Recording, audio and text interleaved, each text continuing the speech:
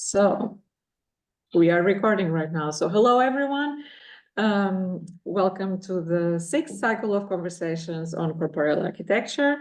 My name is Maria da Piedade Ferreira, and today I am very glad and honored to introduce you to Elke Knöss-Grillitsch. Elke Knöss-Grillitsch is an architect and co-founder of Peanutz Architekten. Peanutz means to act upon space with a variety of Nutz, which means use in German.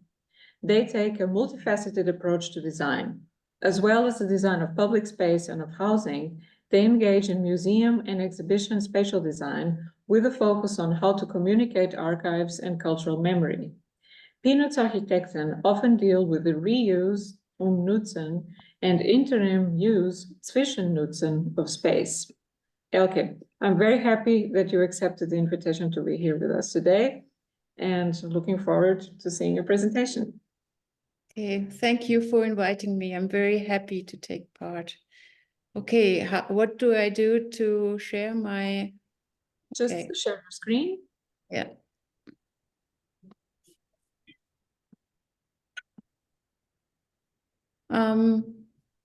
We can see it, all good. Yes, okay. I'm an architect and my practice is called Peanutz. Piedade already made a really nice introduction. I'm sorry if my English is a bit rusty. And today,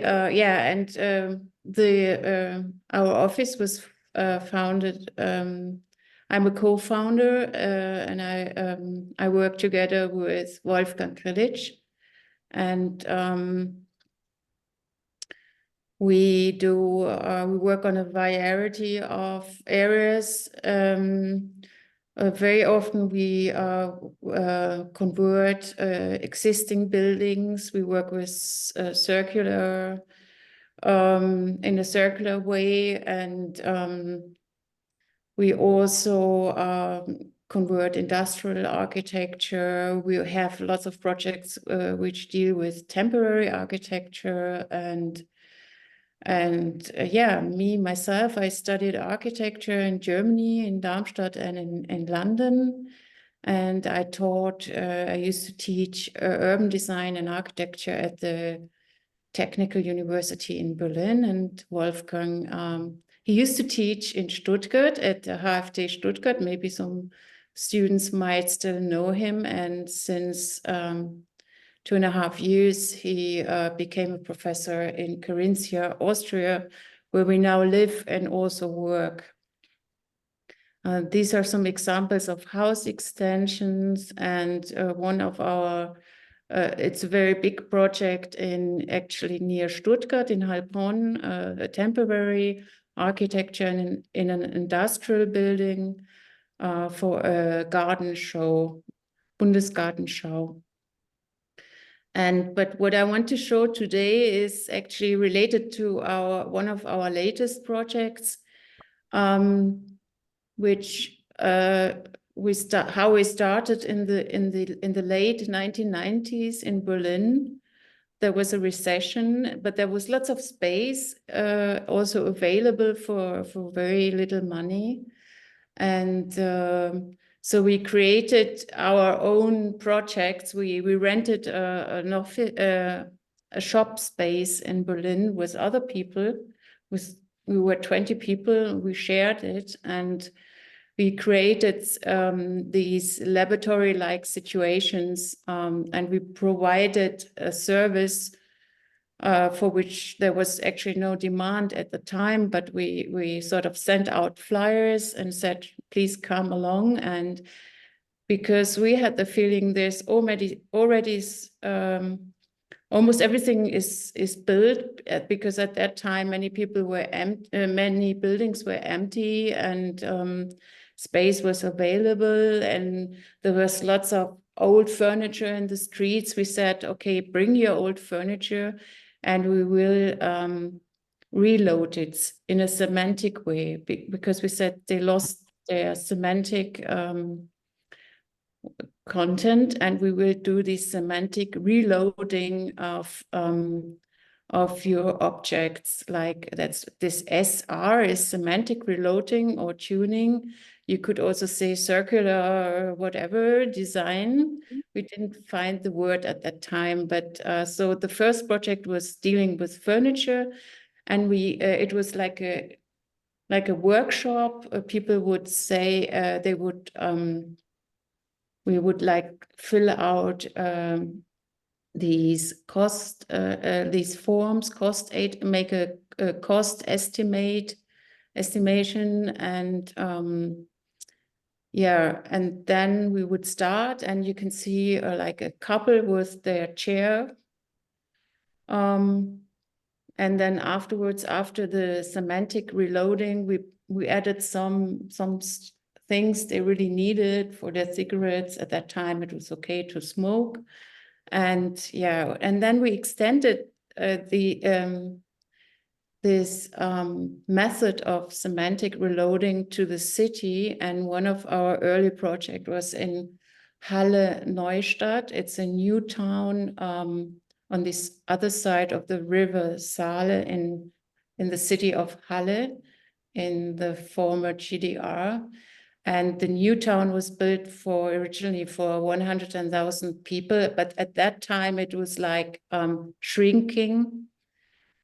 People would move away, and because it was especially built for people working in a chemical factory, but the factory was sold, and many people lost their jobs, and the whole idea of the socialist community was gone, and we were dealing with the balconies. And it was these kind of projects were always within like theater projects. So we didn't go there and tell them we are architects and we want to help to make a design for your balcony, because we said balconies are important because it's the intersection between the private space and the public space. It was actually in an empty, you can see in an empty high-rise building at that time. Wow. And we converted, there were many other theater projects in the building, and you could even, like, it was a hotel, a temporary hotel, but we converted this balcony, which was in front of our office.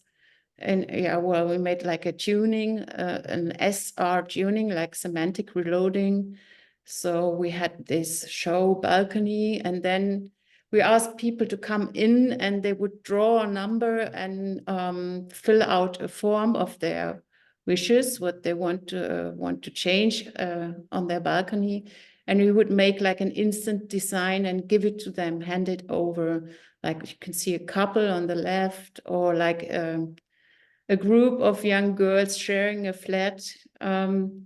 So they were always very happy. And I think the reason I'm showing these projects is that in the beginning of my practice, I was very shy. And it's this, you know, how do you overcome the shyness and deal with clients? And it always helped to sort of play. They thought it's just a theater play. And then sometimes they asked us, well, are you really architects? And because we made these architectural drawings. So, you know, like it was very easygoing, and they bought a theater ticket, which was really cheap, and they didn't think I'm going to an architect. So this is a design for a couple in love, and we designed a wedding balcony in this building for them. And well, many years later, we moved from Germany to Austria. Wolfgang, my partner, is from Austria, and he wanted to return. And we were asked by the mayor of a community next to where we live if we could sort of do a project called the Moosburg model. Moosburg is this community, and they offered to the inhabitants design counseling. If the target group was like everyone who, for example, wants to build a house, or someone who inherits or owns a house which has to be converted or refurbished, or people who just want to share their apartment or whatever, make a group to build something. And even we consulted people who had a building for commercial use. And then it wasn't about getting a contract. We would just do the counseling and then tell people that they should look for architects, for example, but we're not allowed to do work in that community because we do this counseling, and it's very affordable for the people because half of our fee is paid by the community. And we we also took like a very playful approach to it in 5 steps. First of all, we told them make a wish and define a task, what you want, and fill out a form. Then we have this set of cards where they with best practice examples where they choose cards to make a mood board, and then we would start sketching with them, and then prepare a package which they can take away. It's actually similar to this very early design counseling with the semantic reloading of balconies and furniture. And then later we would ask, so what happened after the design counseling? We are still working on that. So this was the beginning, like they filled out a form, they would choose certain things. Then there was this game with the cards where they made their own mood board and the sketching. And then in the end, they could take away the design in a package. Yeah, so, and one of our latest projects was like step 2 of this Moosburg model, because the mayor said, okay, we really need a project dealing with climate change and help people in a playful way to adapt and decarbonize their everyday life. And well, this is a really difficult task. So we decided to have like a pilot project and in an empty space, which is the Moosburg Climate Fitness Center. We the mayor, which is like standing in the doorway, he's actually an architect himself, and he's like the second mayor. And this is a former hairdressing salon, and we decided to have like sort of set up a fitness center for climate change and have like 6 different stations where people would do certain exercises, but it's really very easy for everyone, for the very little children, but also for elder people. And everything we used to convert this empty space, we borrowed from the school, the sports hall, or a gym. And because there were also school classes visiting, we thought, well, how do you explain 1 kilogram of CO2? And so we thought about it, how big is it? And it's actually equivalent to about 200 balloons. So this is an installation. You can see these metal, whatever, wagons, which we borrowed from a local supermarket. And then to every station, we have like a graphic, some explaining what you're doing, or like we have a little booklet you can take home. And there was also a game, like for every step you would take, you get a stamp and you could win something. So the first station 1 is jumping, and it's about like converting your house and in order to save CO2. You can make like really small but also really big steps, and it tells you like how much CO2 you save, like in a year, for example. Like if you insulate your building, it's up to 500 kilograms, but also like using sunshades instead of how do you call it, air conditioning, it's like a 150 kilograms. And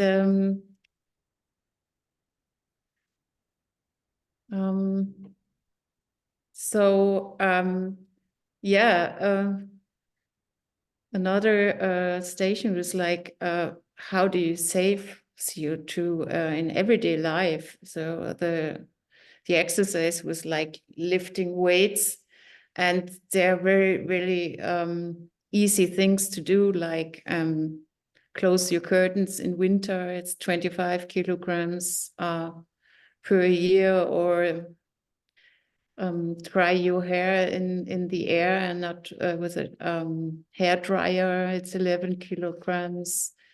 And then it's also about like using cups you use several times, you don't throw away or exchange things, repair things, just defreeze your freezer and whatever, all these little steps. And you would have like you could read about it at home in the booklet and also have some sources. And then the other important point is like how, because it's Moosburg, the community is in a rural area, and many people have houses with gardens, and so it's important, what can you do in the garden? Like, for example, collect rainwater. Well, it's sort of, at first I thought, well, that's like really old. Everyone knows. My grandmother collected rainwater, but I don't know.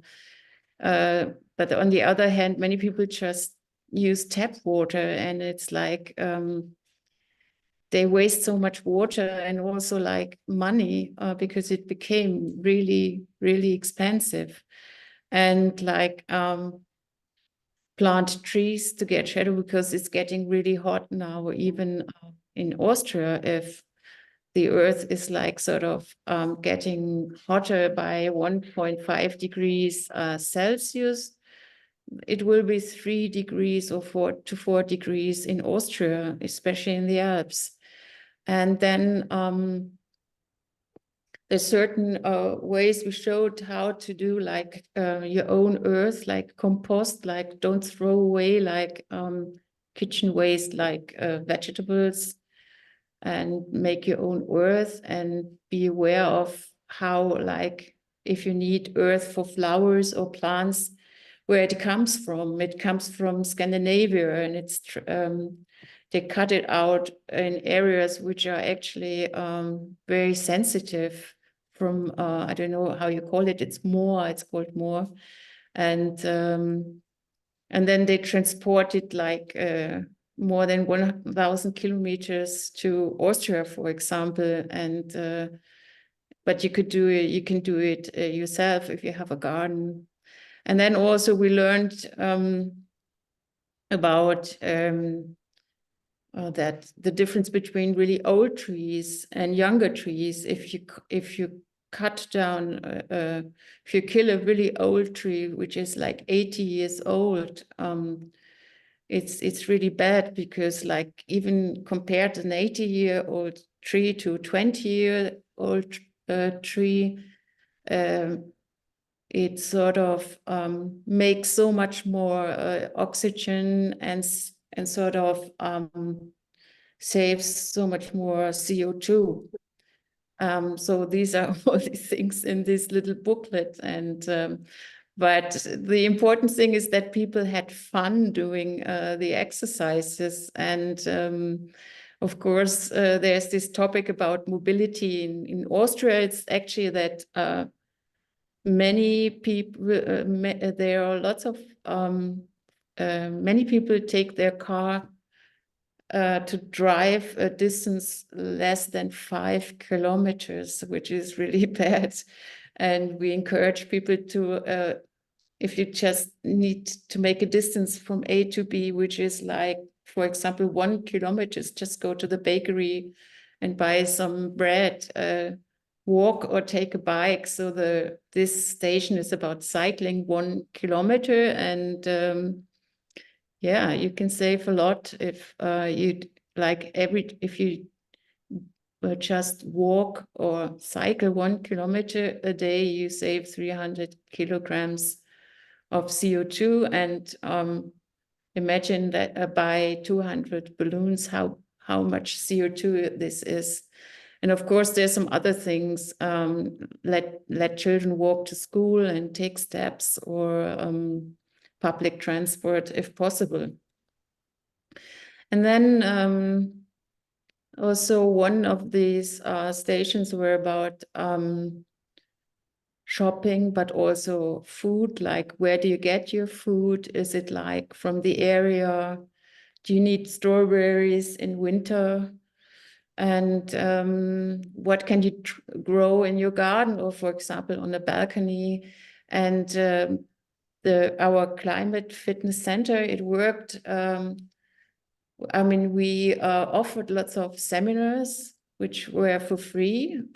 And there were people like farmers, like female farmers, talking about food and eating. And it was also for the school children, but also for grown-up people. And we had people like looking at your energy bills and telling you like how to save money. And this is the station, the very last station is where you could box your bills, like, and look at how can I save money, because in the end people are really interested how they can save money. Okay, and well, actually I think I was a bit quick. Of course there are some you can make some plans for yourself. What do you want? How do you want to start? You can make this training plan. Yeah, and that's it. I hope you understood everything and you have some question for me. Maybe I'll just stop sharing the screen. Okay, thank you, Elke. This was a very interesting presentation. I already knew these projects a little bit because we talked before, and a year ago we had this very nice meeting. We ate some Turkish food, and you showed me the flyer with this project with the CO2 fitness studio, and I found it so interesting because it's also a very good symbol of the kind of very playful approach that you and Wolfgang have at the office. First of all, I think it's a wonderful work that you do because it really involves people. There's this very strong aspect of participation of people in the work. It's always very in connection with the community. And very often you are also working with projects that don't have very high budgets. So they also deal with restrictions, or also with spaces that are being reused, as you even have it in the title of your Peanutz. So always working with this concept of reusing these spaces, giving them a new life. And what I also find very interesting about your work is that you always have this element of playfulness. This is very important for you. So I wanted to ask you, if when you started the office, although I know a little bit your story, how you started the office, and you also showed it in the presentation with these spaces also that you somehow created these performative situations.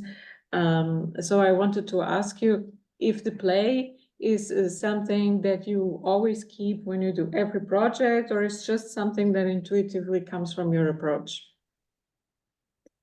I think we don't do it every time, but it's intuitive, and it's sort of the play helps people, helps us to approach clients, or people approach us, because the projects I just showed are not,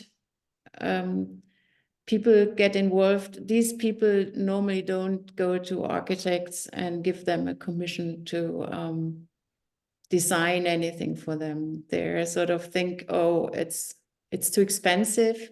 And even if they have a site and want to make a building, many people choose to buy ready-made houses. So it's very difficult. They're very shy about approaching architects because they think everything gets too expensive if they hire one.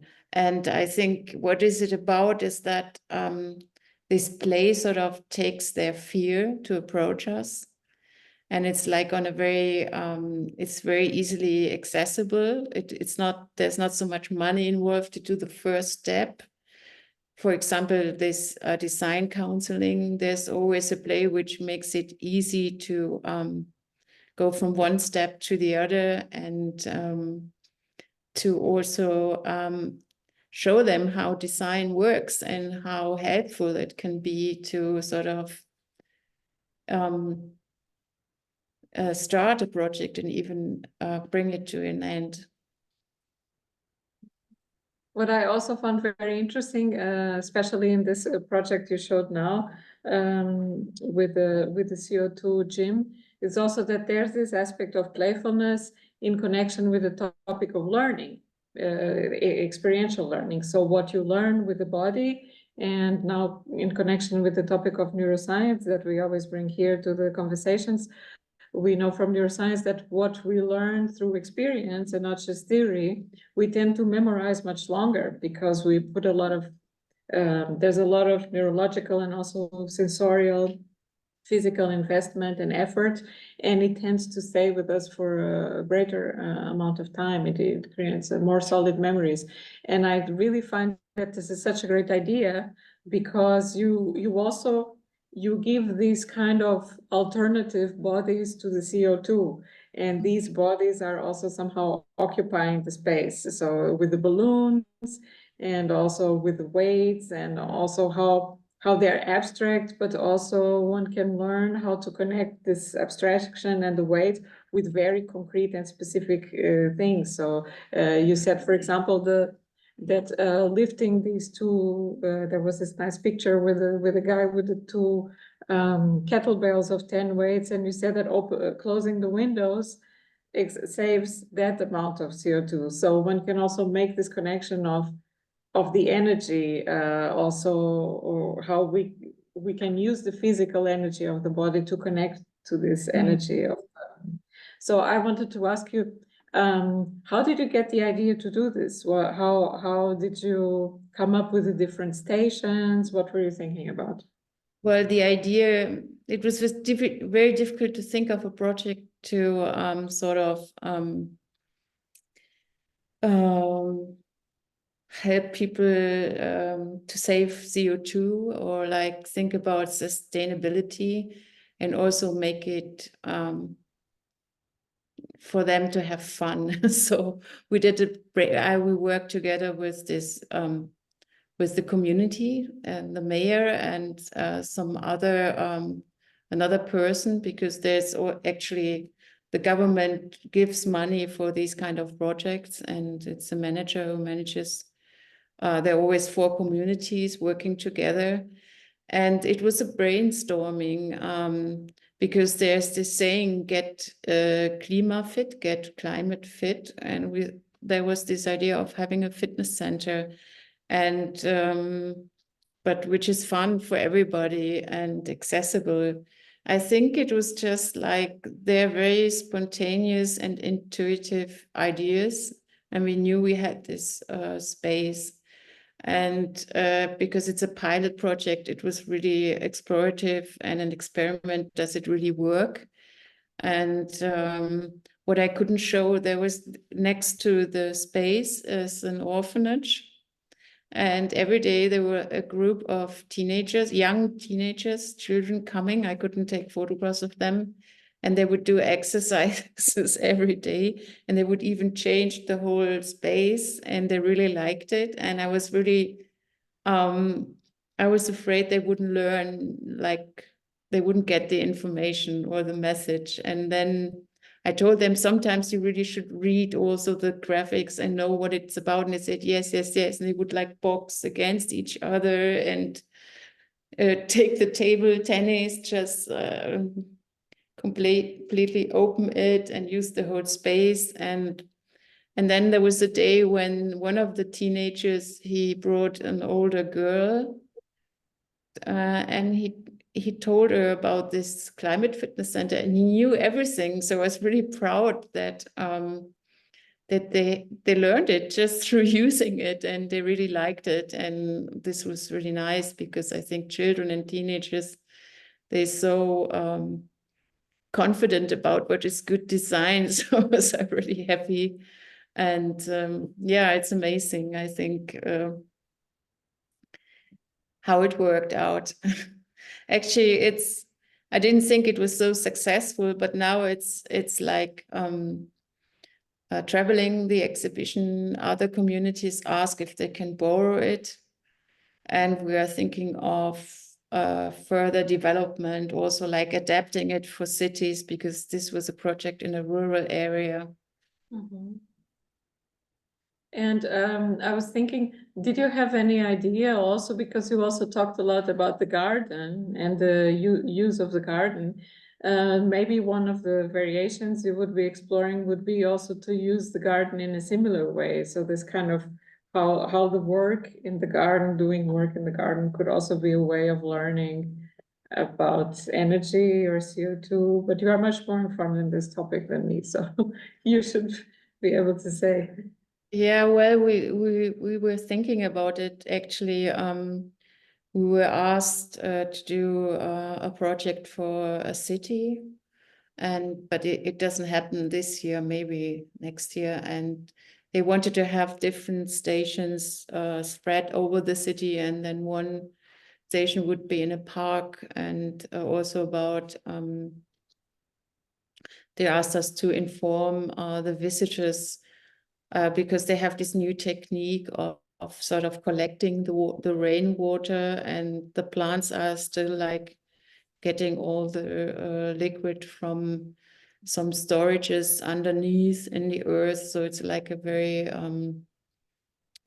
engineered project, and we were already thinking of further development, but it hasn't happened yet because still some funding, asking for funding, and so.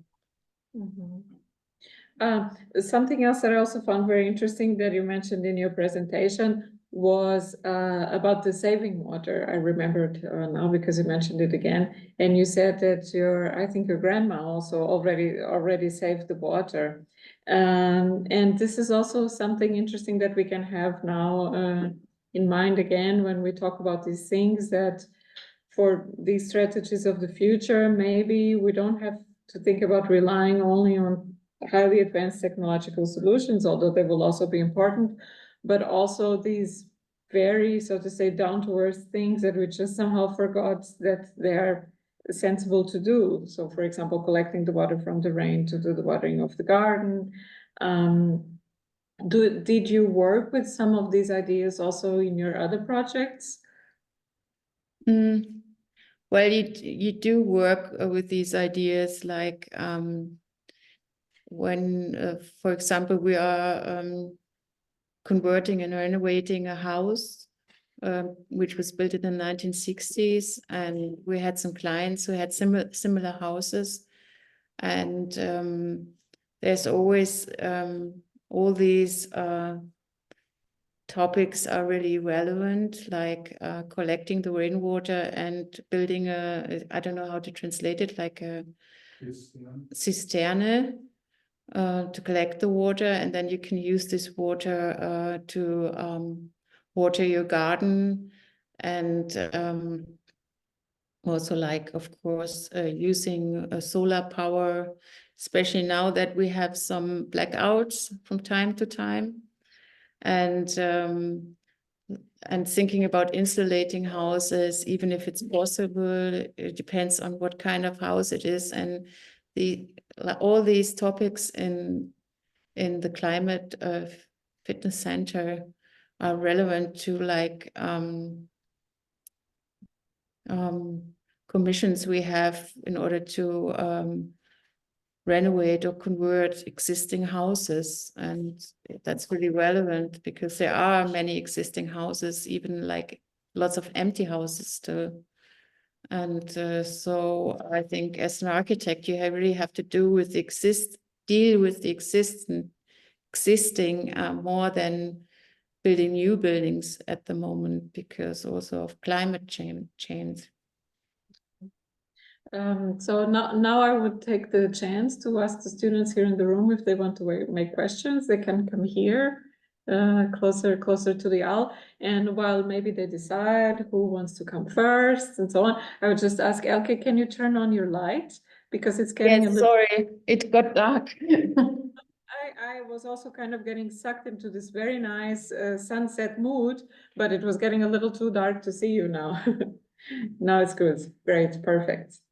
So yeah, we already have a first candidate for a question. First of all, thank you for the invitation.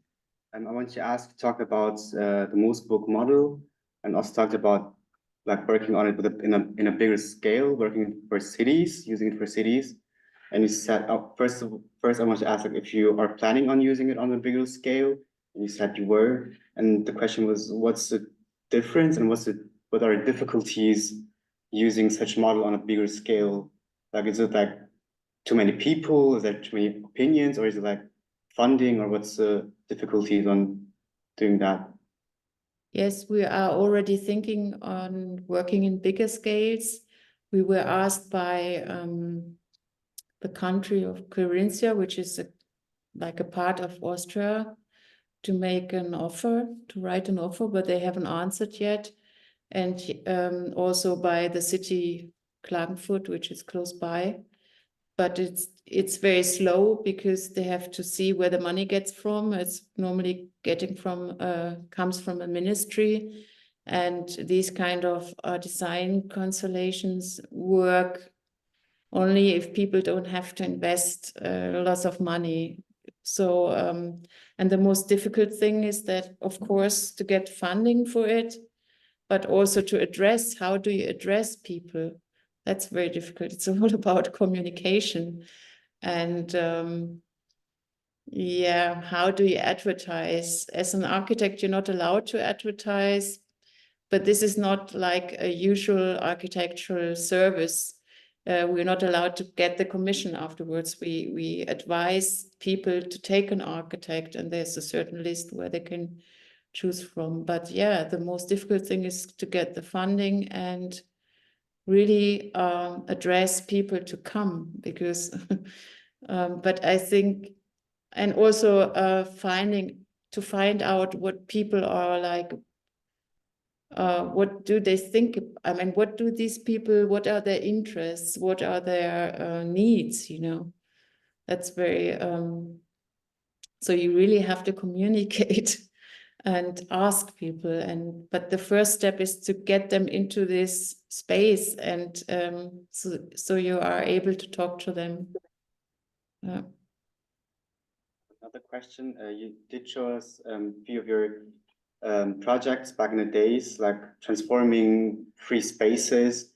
Do you think this kind of projects would still be possible nowadays, like considering economy, like, because really inspiring, like looking out for free spaces, transforming them, using it in a more creative way. But do you think it's kind of difficult nowadays? Yes, yeah. I mean, when we started, this was like in the end of the 1990s in Berlin, and there were many empty spaces, but they're not anymore. So it becomes, it's very difficult sort of to have this kind of playground we used to have, which was great. But on the other hand, there's already, I mean, there are already so many buildings and built space, and I think we have to deal with it. And it can be as important as building new buildings or like huge skyscrapers, just to deal with the existing. And of course, what's very difficult is the political situation. You can't just go out on the street and say, okay, this square doesn't work, so I'm gonna change it. You need a commission. You need the city to sort of make it able to happen. Maybe in Stuttgart, it's somehow like this international building exhibition addresses some kind of projects, but still it's very difficult. And I don't know how to change this. I mean, we were really lucky because we met this mayor who's an architect himself, and then things are happening. So I think one part of our job is also think about how to make projects possible. And some of our projects were like, it just happened because it was a so-called theater project. And we made an architectural project because there was no other way to sort of make it happen in a very conventional architectural way. Thank you. Thank you. Very good questions. Any more questions here in the classroom? No? They're still warming up, and they might be a little bit overwhelmed because we had a very big and packed lecture before with a lot of information. But I think maybe we have a question here in the virtual audience. Eve, maybe you want to go ahead. Hello, yes, thank you so much for that presentation. It's very inspiring. One concept that came to me when you were presenting, and forgive me if I didn't read or hear everything you presented, but something that might captivate the attention of your community, your policymakers, your politicians, and the community members relates to why this is a course within the concept of neuroarchitecture. So many of the benefits that you outlined relate to how the brain, mind, and body benefit. So, you know, just the impact of global warming on mental health and physical health, and our many comorbid clinical problems. So, for example, respiratory chronic disorders, if you add up all the different respiratory disorders from the WHO, you'll see that they're among the highest in terms of prevalence and expectation that global warming is going to have an impact on. Similarly, exercise, oxygenation, and community are also very important for neural health and mental health. So these are some little points you might add to encourage people to care. You know, it answers the why should we? Well, it matters to you, your body, your family, your community, as well as your globe. So it might add some interesting exercises in terms of brain health and body health as you talk about the why of improving design and community. Thank you for what you're doing. Well, thank you for your ideas. And actually, maybe I couldn't, because there was a side program which wasn't run by myself, but it was, for example, this seminar by farmers. They are women. They come and they talk about food, and they bring food, and you eat together. So there was a whole side program which was sort of added to the space we designed. And I didn't show it maybe, but that's as important, I think, because people came together, they ate local food and they talked about it. Where does food come from?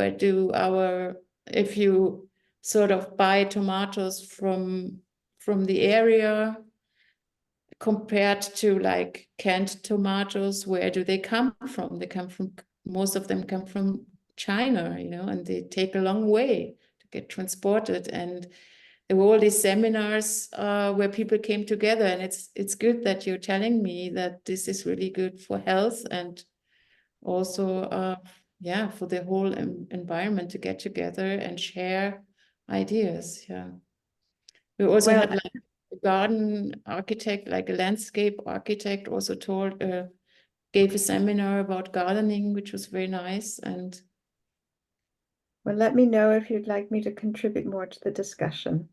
yes, I will. Wonderful. Very, very interesting input. And Elke, I also wanted to say that I think that these projects that you're working with, and also maybe because you mentioned that you're in the countryside and it's all very close to the community, I think that one of the aspects that is so interesting, and we have here this topic now in the exercise that we are working, we have this topic of disalienation. That's why we work also with the body, and we are going to work with these objects of the everyday to kind of also reflect where they come from and so on. And you're exactly mentioning this, how important it is also to know the difference between things that have a whole life cycle that comes, you know, with all the intricacies of the industrial production, and also things that are locally grown and farmed, and what is exactly involved in each of these processes, and for what things do we need, you know, maybe to outsource things, and in which things maybe it's even much better for us if we do it with the resources that are already there at hand. So like you gave the example of the tomatoes from the region and all of these things, and also maybe, you know, to learn to appreciate the tomatoes we eat and eat them more mindfully and paying more attention, knowing what's going on to make that tomato happen. Where does it come from? And why does it taste like this? And it tastes different from the other one that comes from another place. And sensitized to all these different qualities, and all, now in connection with the topic of also of the neuroscience, also to expand our perspective and get more and more knowledge and understanding of these things. I think it's cool. I think that Milton also wants to do a comment or a question. Yeah, I'd like to first compliment you on such ingenious ways of moving from small things to big ideas. I think that's a brilliant way for us to think about things, because what do we come in contact with? We come in contact with little things, right? Books and pencils and our pets and trees. It's the little things sometimes that have the most association with our feelings. And so I think that's a great place to start. So I wanted to just focus for a moment, not on the human architecture link, but on the architect human link. Because I think the other part that's so brilliant in what you're doing is the way you're engaging people. In fact, I would love to get a copy of your presentation and see if I can borrow a few things for the book. So I think it really does hit on some of the same topics that I'm working hard on. When people sit down with architects, they're often intimidated. They don't understand what they do. Our reputation is mixed as being very warm and very distant at the same time. So people are concerned about that. You mentioned that sometimes people don't want to work with architects, that they prefer to buy things that don't involve their own activity and their own thinking. And yet, when you look at the balconies, which I think is a brilliant project, when you look at the balconies, you're giving people access to say who they are, to do what they want to do, to invest in the place, and to say who they are to the rest of the world in the most modest and the easiest possible way to do it. So that brings to the next question, the membrane between architect and, let's say, client in big terms, the public, individual clients as well. That membrane, how it's defined in practice, has a lot to do with what we accomplish. And I think that you're talking now about relating to people in a way where that membrane becomes very thin and very porous. I want to just compliment you for that. And I think the more of that, the better in architecture. Thank you. Yeah, thank you for your comment. And actually, I was a bit worried about the project because it's very rough. It's still very rough because it's a pilot project, and when I started thinking about the project, I didn't know so many things, and I had to read a lot. And still, if we want to develop it further, we still have to do more research and check our sources if they are still relevant. And yeah, if you want to get some of my work for your book, ask Maria Piedade, or just check our homepage and send me an email. I think architects need to see your work. Yeah. Great. We already see so many connections here being established in the same evening. So it shows that this is a very fertile space, not just for discussion, but also to put some of these ideas also into practice. So I absolutely agree with what Milton was saying, and thank you for bringing up again the project of the balconies. And I have to say, this is something a little bit personal, but I grew up in a space that was not very different from the conditions of these spaces that you showed with the balconies, because I grew up in Almada, which is a communist city on the south of Lisboa. And basically, most of the people who live in these communities live in buildings like this. It's kind of communist, socialist, post-revolution architecture or building, something in between. And so most of these Portuguese buildings have these balconies, and people don't really use the balconies because, you know, it's taken decades for Portuguese people to actually learn that they are allowed to use the public space, because it wasn't allowed during the 50 years of dictatorship that we had. So it has been a long process of getting used to, you know, being in the street and living in the street. And of course, it has been happening more and more. I already experienced that, but most people weren't really using their balconies. So what was happening was that these balconies were mostly closed to be used as an extra space in the home that people would, you know, occupy with a little office. Or I knew people, for example, who had to accommodate elderly parents and who couldn't afford to put these elderly parents in homes for retirement. And they made bedrooms for them there because, in fact, you can. It doesn't seem like to be the most practical solution, but usually these balconies do have enough space to fit a bed or a desk and a chair. And, you know, it is very minimum. And of course, it's not a livable space for great lengths of time. It's only for a few hours or every now and then the use, but it's also a livable space. And I used to feel very self-conscious about these things because, you know, maybe the Portuguese don't have a very good self-esteem in general for a number of reasons. But actually, in the last years, I started to reappreciate it exactly because of these issues around sustainability. We think many times that it's all about rebuilding and building new and so on. And we don't think so much about really taking advantage of what's already there. And like I always say here in the class, not just following the scripts of how the space is designed, but also imagining the new scripts. And Milton, what I also found very interesting that you mentioned specifically about Elke's work with the balconies was this possibility of, with very humble means, to use this small space as a space of self-expression and also a space of individuality. And I think that was also, Elke, for this project that you did there, that was the ex-DDR, it must have been also very important for the people there because they lived before in this kind of very, you know, collectivist political system that didn't encourage much individuality. And we see it in the buildings that everything kind of modulated and looked the same.